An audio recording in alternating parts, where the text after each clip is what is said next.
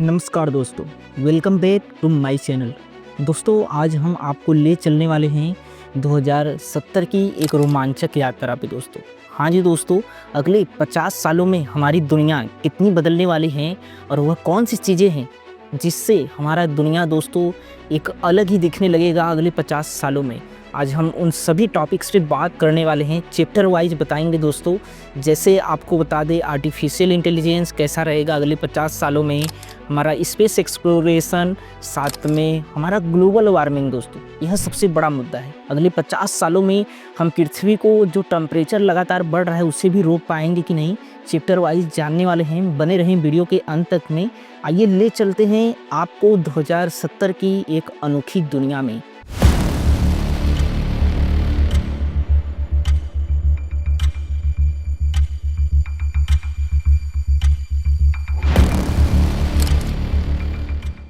Chapter number 1 दोस्तों, AI और दोस्तों टेक्नोलॉजी। 2070 की दुनिया में टेक्नोलॉजी हमारी कितनी बढ़ चुकी होगी।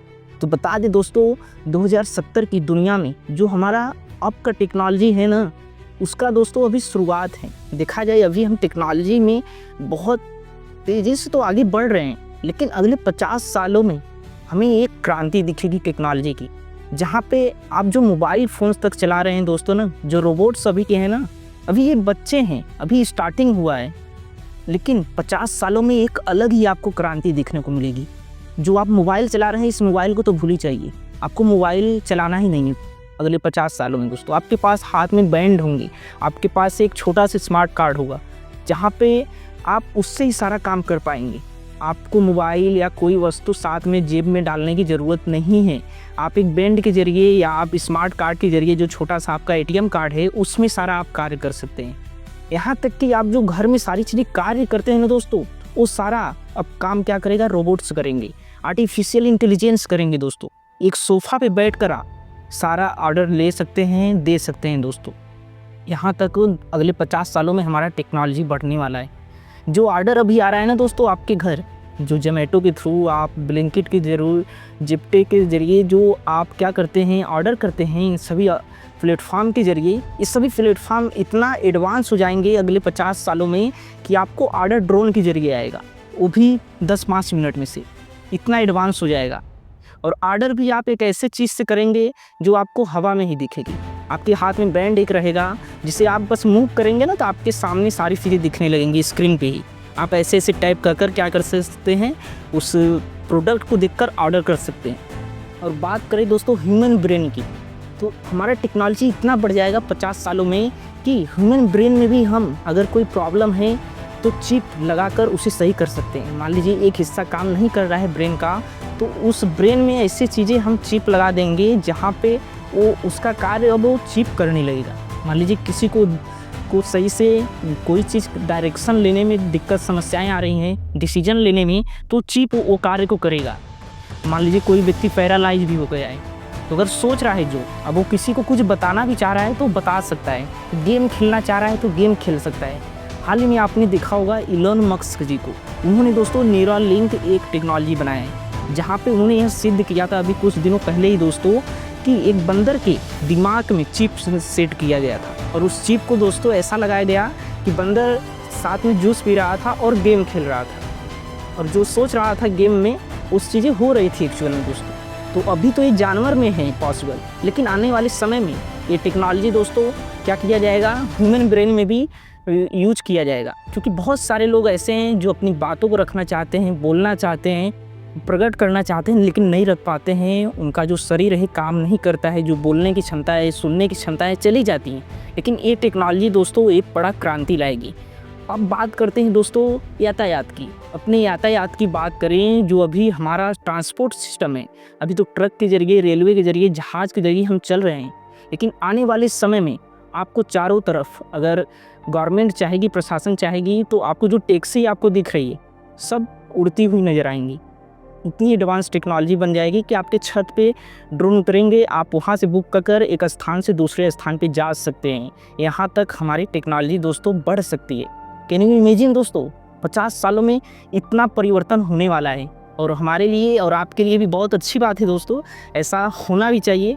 हर चीज़ में हम आगे बढ़ें और जितनी भी कारें होंगी दोस्तों, अगर कार होंगी भी तो वो सारी चीज़ें आर्टिफिशियल इंटेलिजेंस के द्वारा चलेंगी। हर शहर में हर कोने पे दोस्तों AI कैमरे देखने को मिलेंगे जो आपके चेहरे को डिटेक्ट कर आपके बारे में सारी नॉलेज ले सकती हैं। क्योंकि दोस्तों इससे चोरी भी कम होगा, साथ में एक्सीडेंट्स भी कम होंगे। हर जगह अगर कैमरे लगे होंगे और डिटेक्ट किए जाएंगे लोग कि कितनी स्पीड में गाड़ियाँ चला रहे हैं, और गाड़ियाँ भी दोस्तों उसमें भी आर्टिफिशियल इंटेलिजेंस होंगे। अगर देखा जाएगा कि यहाँ पे यातायात का उल्लंघन किया जा रहा है तो जो गाड़ी होगी खुद से डिसीजन ले लेगी कि ये ओवर स्पीड में जा रहे हैं या गलत डायरेक्शन में जा रहे हैं, तो गाड़ी खुद आगे नहीं बढ़ेगी। इतना तक टेक्नोलॉजी आ जाएगा। जो ट्रैफिक रूल्स होंगे उसमें भी इस चीज़ का उपयोग किया जाएगा। तो जो चोरी होगा, जो एक्सीडेंट्स होंगे वो 0% हमें देखने को मिलेंगे।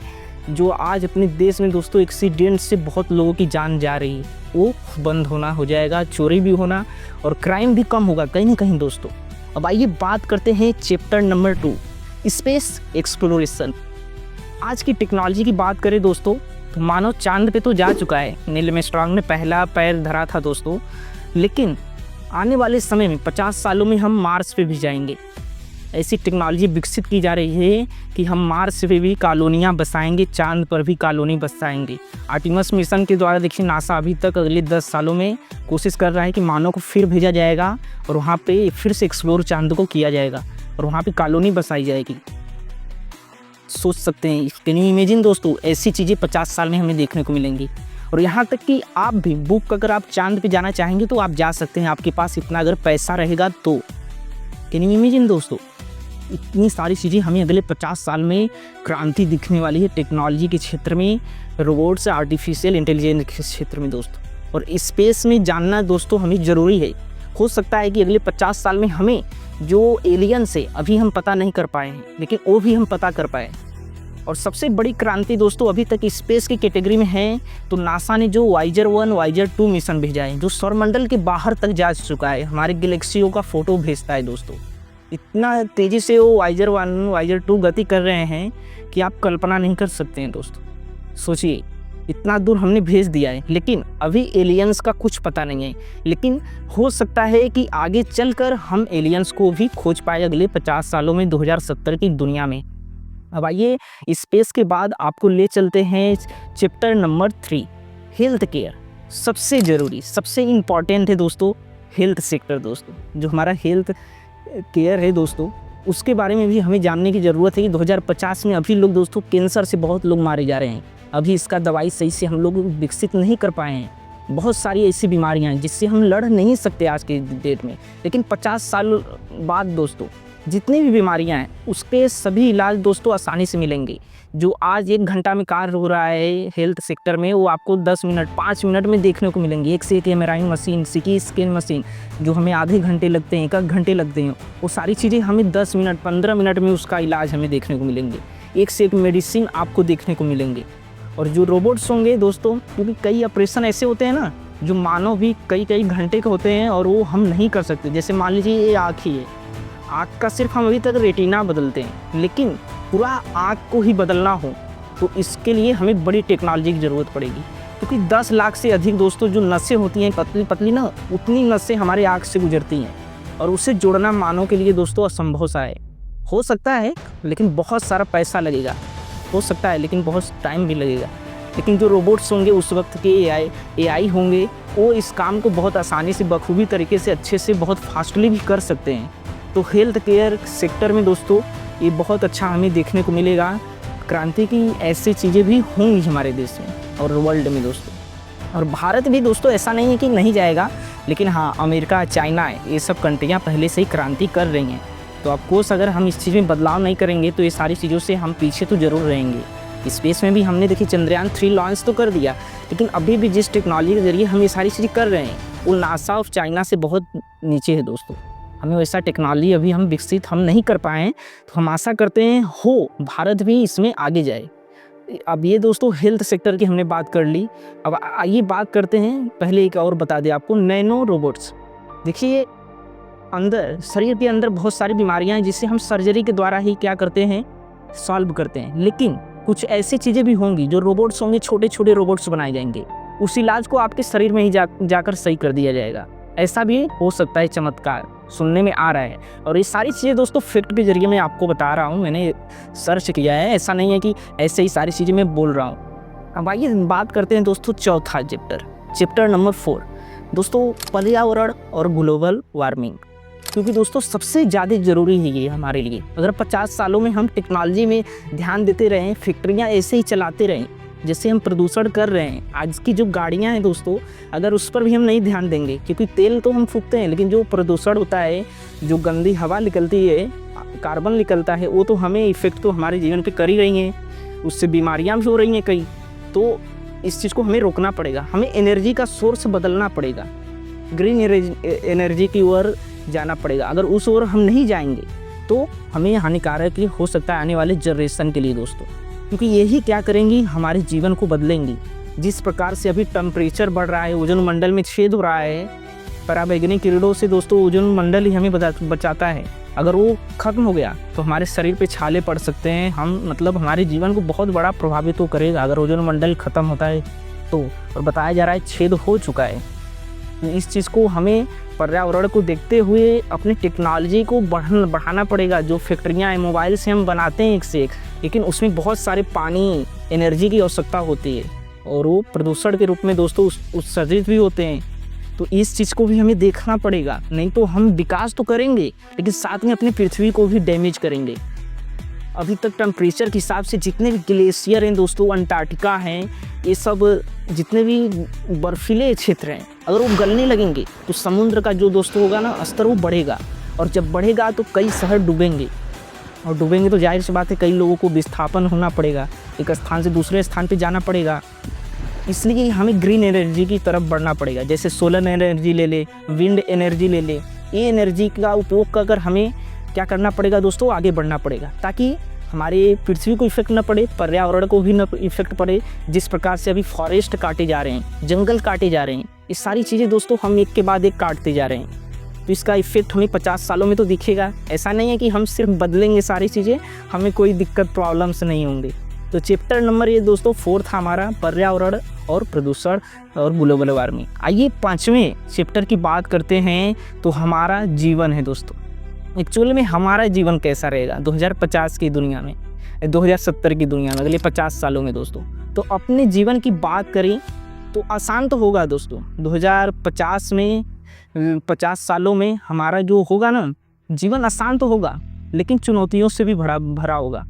क्योंकि ये पर्यावरण को अगर हम ध्यान नहीं देते हैं, तो अगर इस चीज़ को हम ध्यान देते हुए चले तो रोबोट्स होंगे, एआई होगा। अभी एआई ने हमारे काम को इतना आसान कर दिया है। सोचिए अभी एआई बच्चा है, लेकिन अगले बात करें 2070 की दुनिया में, उस वक्त तो एकदम आसान सारी चीज़ कर जाएंगे। जो लैपटॉप आप चला रहे हैं, पीसी चला रहे हैं, वो इतने छोटे छोटे में हो जाएंगे। आपके मोबाइल इतने बड़े बड़े हो जाएंगे, उसमें आप आराम से क्या कर सकते हैं, कंप्यूटर को चला सकते हैं।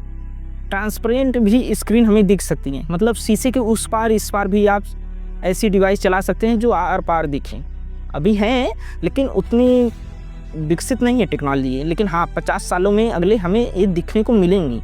तो चैप्टर 4 में हमारा जीवन तो आसान होगा। जो पेपर्स आते हैं आपके घर न्यूज पे, जो सब्जियां काटनी पड़ती हैं आपको, बहुत सारे ऐसे काम होंगे। उस सारे काम आप अगर पैसे से अमीर हैं, बहुत अच्छे हैं, तो उस वक्त आप उपयोग कर सकते हैं, रोबोट्स का सहारा ले सकते हैं। आपको गेम खेलने की भी ज़रूरत नहीं होगी, आप रोबोट के साथ गेम खेल सकते हैं, फुटबॉल खेल सकते हैं। अगर कोई नहीं है आपके साथ खेलने वाला, आप बच्चे के देख रेख के लिए भी रोबोट्स कार्य कर सकते हैं, अगर आप प्रेफर करें तो, कि हमें ये चीज़ लेना है, करवाना है।